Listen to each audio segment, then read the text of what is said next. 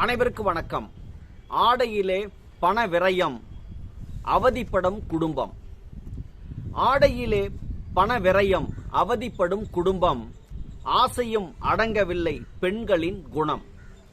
கணவனும் அழுது புலம்புகிறான் தினம். மனைவியும் மாறவில்லை குடும்பத்தில் சினம்.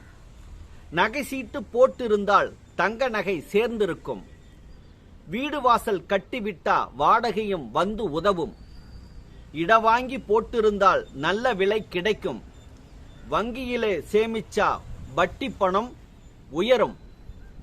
பண்டிகை நாட்களிலே புது புடவை வாங்கிறாங்க. திருவிழா குடும்ப விழா புது டிசைன் வாங்குறாங்க. திருமண நாள் பிறந்த நாள் புத்தாடை கொண்டாட்டம்.